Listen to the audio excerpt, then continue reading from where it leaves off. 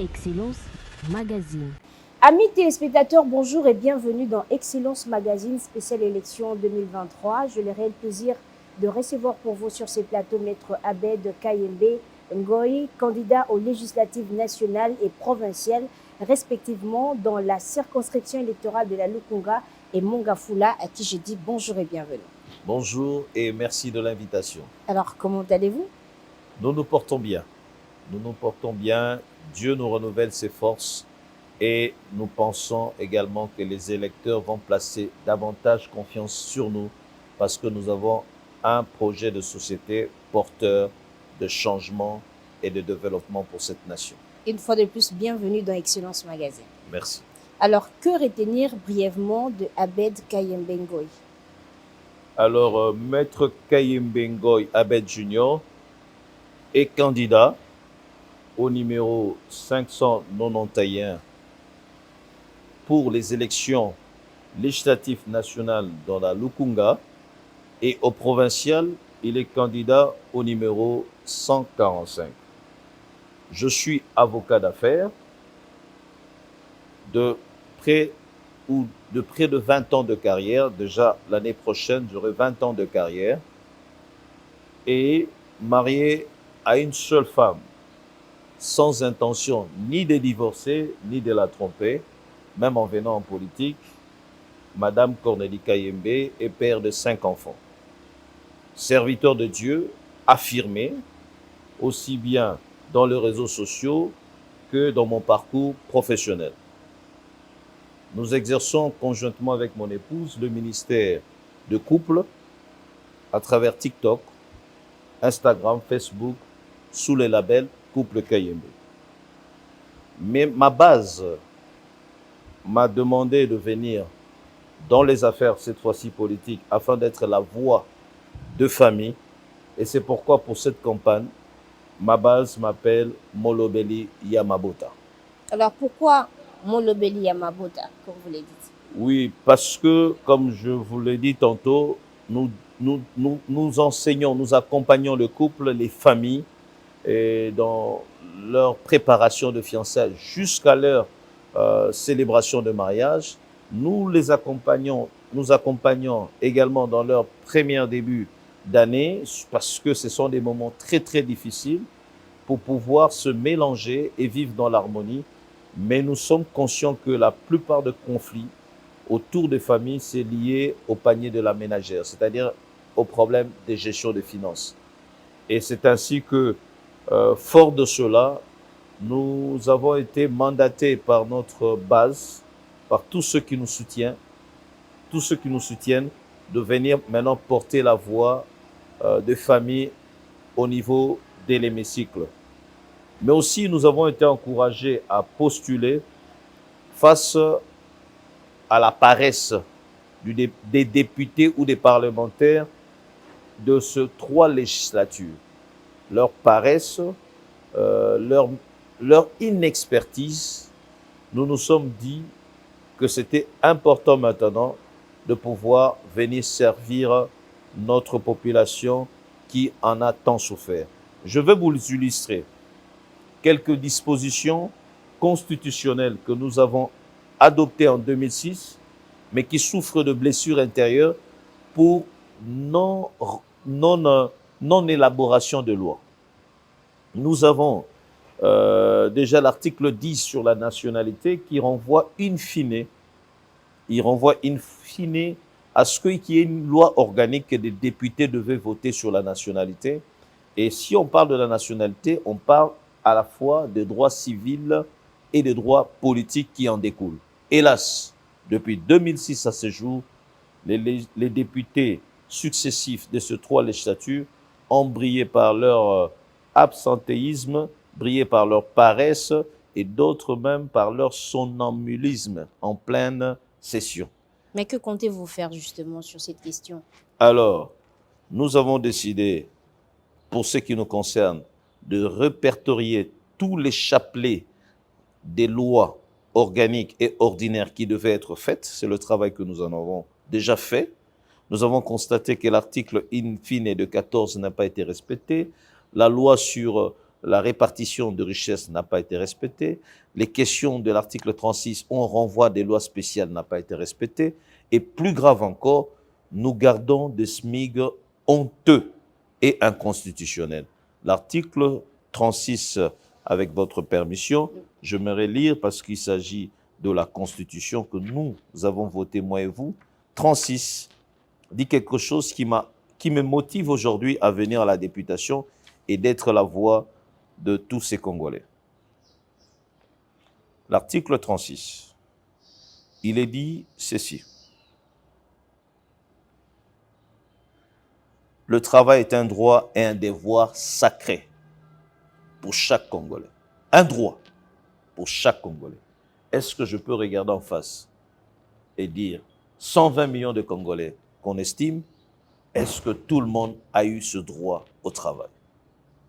La réponse est non, parce que l'ONEM, qui est l'Office national d'emploi, nous donne une statistique tragique.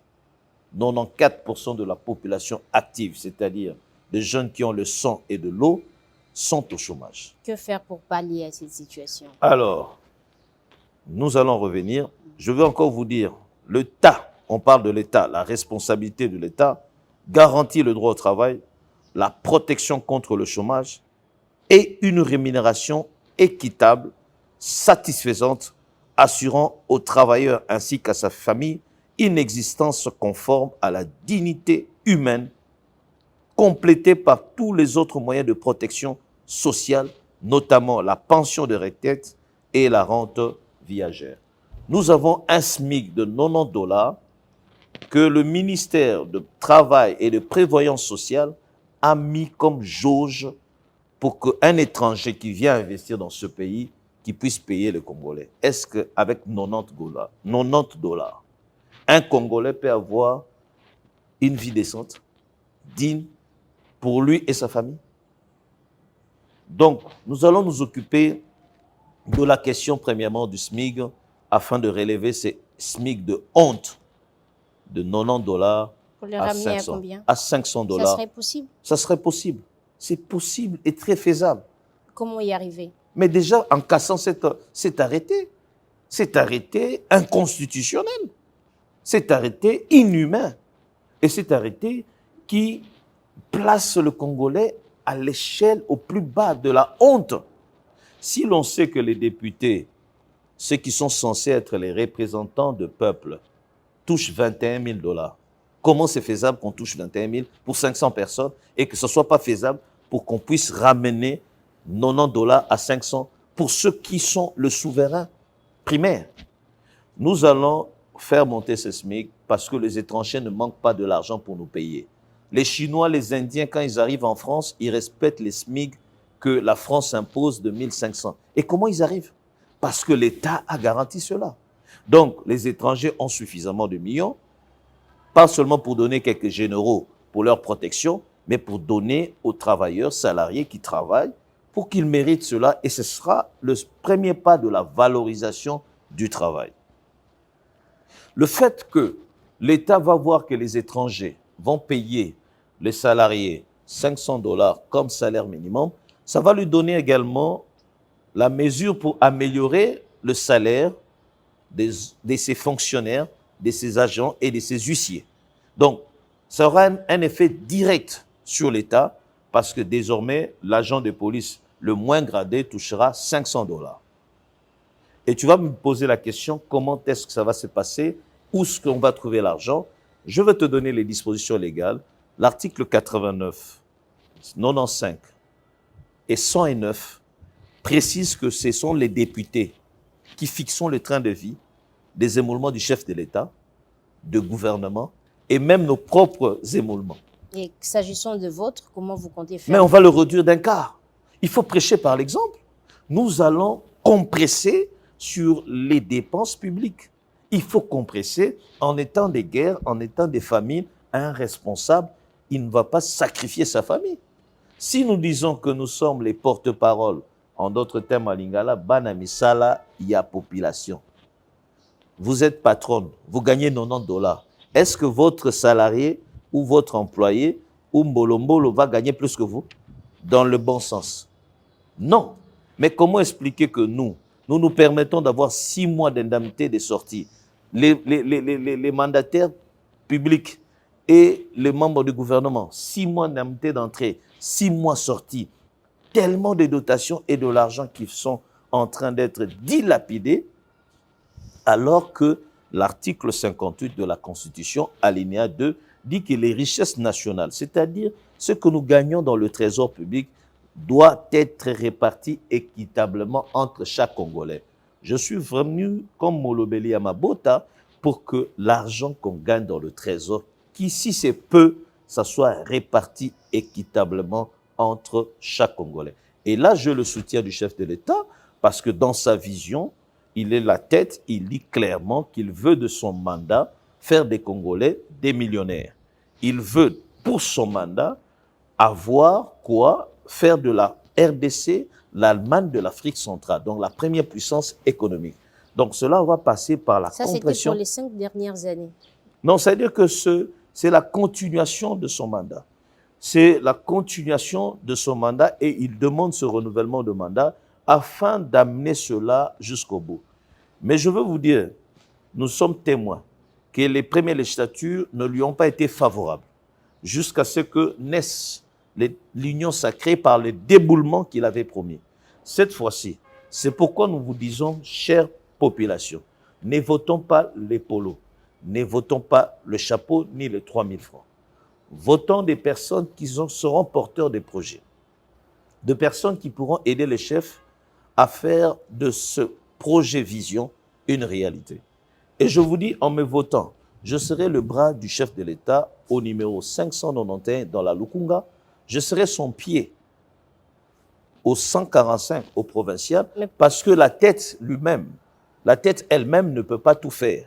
Le chef de l'État ne peut pas tout faire. Et pourquoi solliciter 2 mandats à la fois? Alors pourquoi nous sollicitons 2 mandats? Parce que la sagesse humaine dit que un tient, 2 tu l'auras.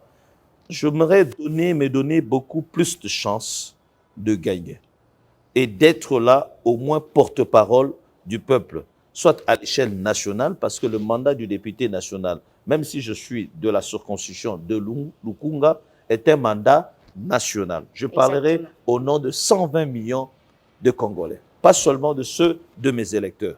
Mais si mon mandat ne peut pas agir au niveau national, alors je pourrais, à défaut de cela, m'en contenter d'un mandat provincial qui est local pour parler au nom des Quinois. C'est cela, j'augmente mes chances pour être au moins soit le bras ou le pied du chef de l'État dans la vision de faire des Congolais de millionnaires et de faire de la RDC l'Allemagne de l'Afrique centrale. Alors, vous avez été sur terrain depuis de nombreux jours. Quelles sont les difficultés que vous avez décelées ou des problèmes que vous avez décomptés qui nécessitent un regard particulier des parlementaires que vous serez?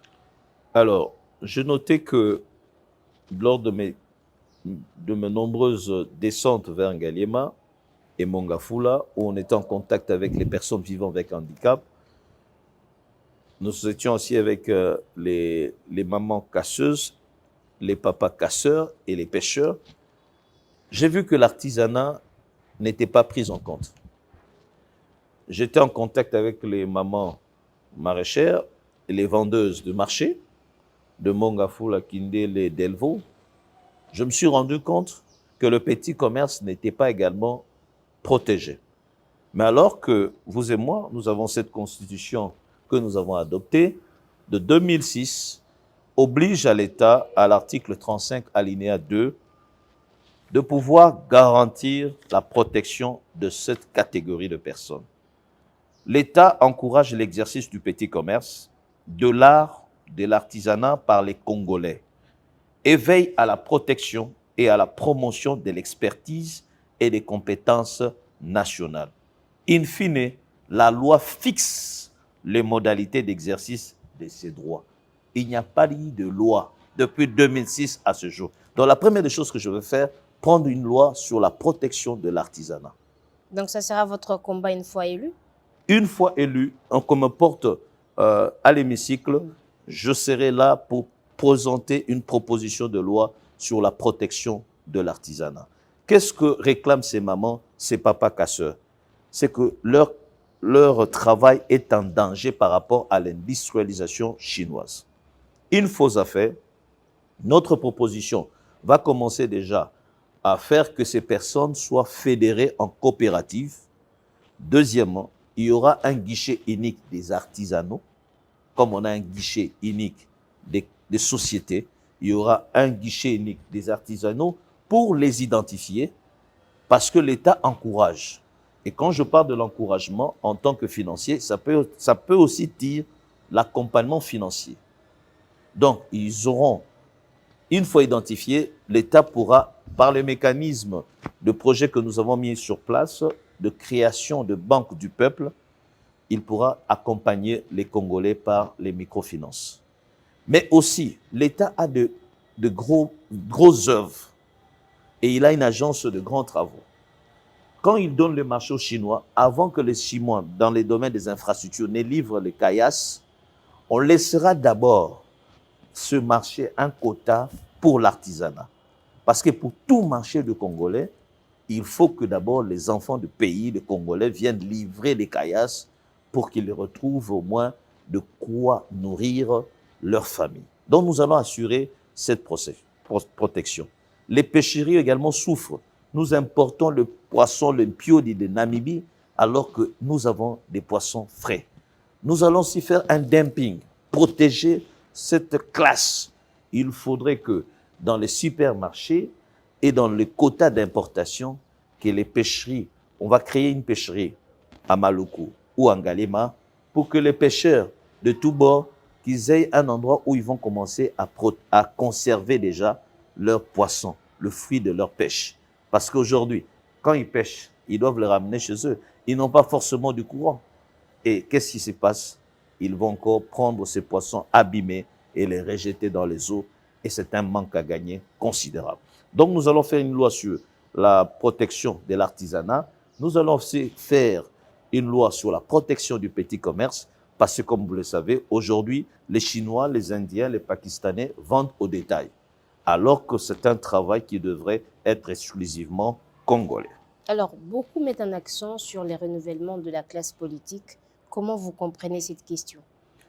Moi, je crois que c'est un impératif qui s'impose à nous.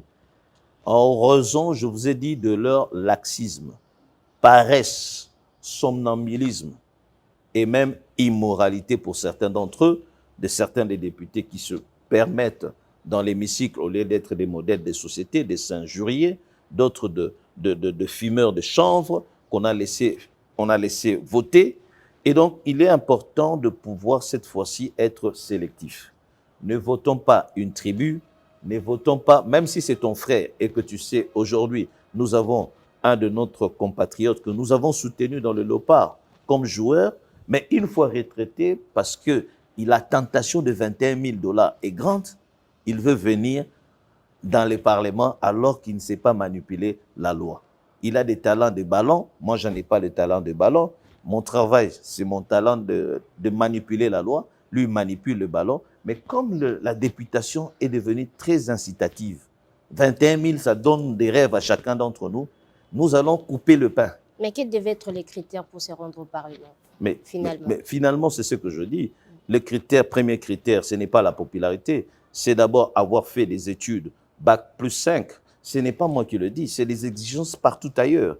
On a enlevé les Bac plus 5 comme critères sélectifs. Il faut avoir au moins 10 ans à 15 ans d'expérience professionnelle dans un domaine précis. Si on était sérieux envers nous-mêmes, on devrait faire cela. N'avoir jamais fait l'objet d'un scandale ou d'une malversation financière et être modèle même dans son ménage. On ne doit pas négliger cela. Si je ne suis pas un homme stable dans ma famille, vous pensez que je viendrai stabiliser l'institution? Non. Donc, ce sont des critères qu'on a bâclés, qu'on a laissé faire. Et aujourd'hui, on a des chantres, on a des artistes humoristes que je respecte bien, mais qui veulent aussi croire que la politique, c'est l'humour. Non. On a des sportifs, du quartier qui ne nous ont même pas amené de titres de championnat africain, mais qui pensent qu'à cause de 21 000 $, on peut venir solliciter les votes. Et vous savez, à cause de cela, il n'y a plus de débat de société. La campagne se résume en quoi?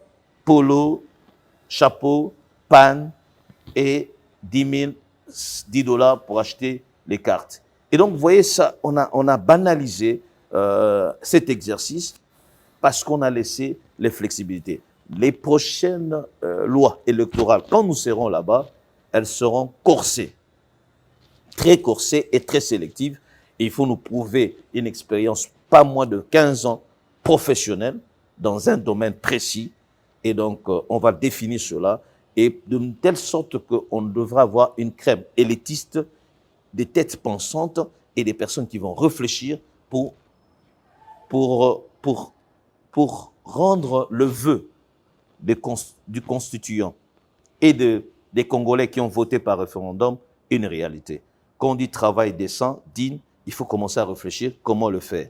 Nous allons susciter, amener l'État à la création de l'emploi et c'est très facile. La loi sur la décentralisation a donné l'autonomie aux communes, aux secteurs et à toutes ces entités. Nous allons les encourager à créer déjà les régies financières, à créer leur propre administration, leur propre service public. Nous allons les accompagner s'il le faut parce que c'est notre devoir en tant que parlementaire de servir la population à la base. Alors, vous êtes aussi candidat député provincial. Un mot sur la gestion de la ville de Kinshasa? La ville de Kinshasa est gérée de manière chaotique, successivement, depuis plus d'une vingtaine d'années. Et ce n'est pas moi qui le dis, c'est nos ruelles, l'état de la ville qui en parle clairement. La saleté est devenue la règle et quelques endroits de propriété, c'est l'exception. L'obscurité n'en parle pas, la dépravation, le banditisme urbain est devenu la règle dans nos cités. Et quand je parle de nos cités, je vois Makala, je vois Bumbu, je vois des péricoins comme Kissinsou. C'est inadmissible. Alors que Kinshasa, la belle de Léopoldville, est un endroit de paix, un endroit de sécurité. Que comptez-vous faire pour améliorer cette situation? Alors, ça veut dire que si nous sommes au niveau de la députation provinciale, c'est déjà on ne choisira plus un gouverneur qui n'a pas de projet de société. Deuxièmement, nous allons censurer les lois de finances provinciales et nous allons obliger chaque gouvernement provincial de pouvoir déclarer leurs ressources à l'arrivée parce que, n'oublions pas, la gangrène de ce pays, c'est les mouyibi. C'est le vol à tous les niveaux, national, provincial, local, même jusque dans nos petites ruelles. Donc, il faut que le respect du bien public soit d'actualité et nous allons nous efforcer, surtout nos mamans de marché qui se plaignent, leur argent des taxes qui doit avoir une contrepartie claire, c'est-à-dire bâtir la bango lumière, bâtir la bango mabaya, ils n'ont pas ça. Et quand il pleut, il suffit d'aller dans quelques marchés ici de Barumbu, Ziguida, vous ne saurez pas accéder quand il pleut. C'est la boue totale. C'est impraticable et ce sont nos pondous que nous mettons dans la boue, que nous préparons pour nos familles et qui nous déciment et qui réduisent l'expérience de vie des Congolais. Donc nous allons faire que l'argent du marché reste au marché, cette fois-ci dans une banque rapprochée et que la contrepartie, c'est-à-dire en fin de journée d'exercice, c'est-à-dire si on est aujourd'hui par exemple le 14 décembre, le lendemain, maman ou Nzebagoye Bake, taxe au fouti et paie si par exemple 10 000 $. Et on va demander à l'administrateur du marché, qu'est-ce que tu as comme projet à faire pour nous? Et s'il manque de projet, ils auront des délégués syndicaux qui vont défendre leur cause et le dire, nous voulons ça, ça, ça, ça, pour améliorer le marché. L'argent du marché n'ira plus jamais chez le gouverneur qui n'en sait rien en faire que si ce n'est qu'à multiplier les dépenses à son profit.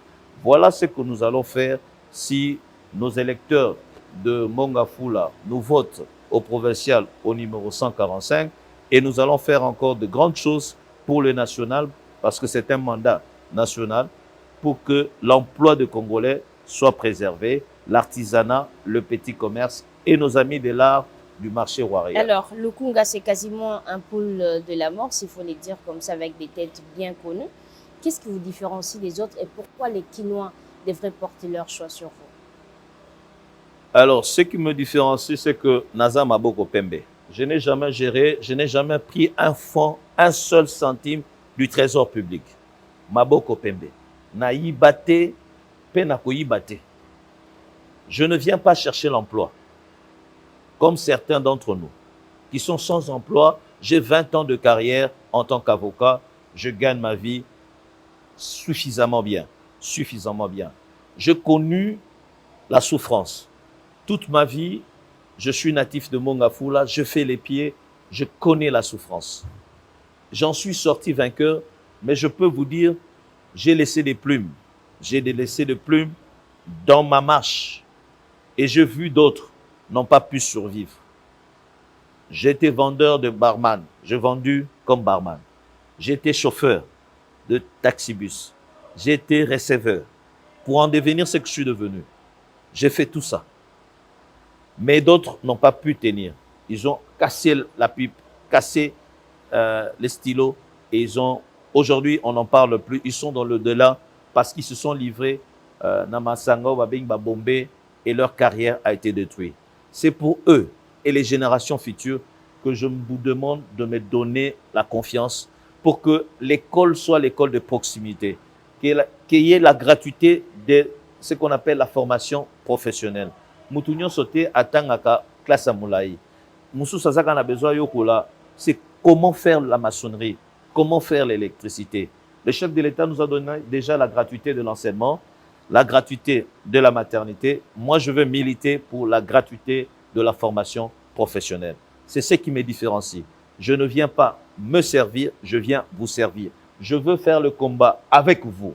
Et si, contre tous, 499 députés nationaux, ils ne veulent pas de la compression des institutions, la marche pacifique nous est garantie. Nous allons marcher, nous irons chercher le chef de l'État dans son palais et lui demander la compression. Et s'il ne nous entend pas, bah maman, Tozana Maman Marthe, Tokokende na limité, 10e rue, de rappeler que Maman Marthe, Papa Lobaki, le peuple d'abord. Donc nous avons ces arguments pour que le peuple soit au cœur de ce mandat et que enfin, le 31 décembre de 2024, qu'on n'ait plus besoin de mendier, que chacun soit capable de prendre soin de sa famille. Alors, votre mot de la fin sera dit en une de langue nationale. Banakin, tokomine na ngongango ya masolo. Ba oyo bovotaki wana, ba weleli na banka ba palissade. Bopesi bango ba palissade, bazui ba palissade ofele 4 millions de dollars, ekokai ko bongisa wenze ya Delvaux, eko bongisa wenza commune, eko sala ba commune ebele ya Barumbu, ekokai ko bongisa Zikida. Bo voter bango lisusu te. Bopesa biso chance. Ya ko prouver bino que toye penza na alternation, toye na makanisi ya alternance crédible.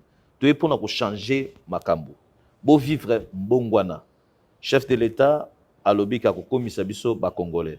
Bo pesa liboko, ngai nde loboko na Lukunga na numéro 591. Nazali kolona ye pona ke RDC akoma Allemagne Afrique centrale na provincial na numéro 145. Ceux qui vont voter bongo na tina le 20 décembre, alors bo soukisi na yemei Fachi Beton, bo voter na présidentielle numéro 20, wanande ticket gagnant. Ya mabota na biso, wanande ticket gagnant pour que lobby na 5 ans to beta sous masolo nzalate, mais to beta ne masolo ya ba millionnaire. Yango défi nazo senga bino to relever ensemble. Merci d'avoir répondu à notre invitation. C'est moi qui vous remercie. Ce numéro d'Excellence Magazine spécial élection 2023 est terminé. Grand merci à vous de l'avoir suivi. On se retrouve prochainement avec la nouvelle invitée. Au revoir.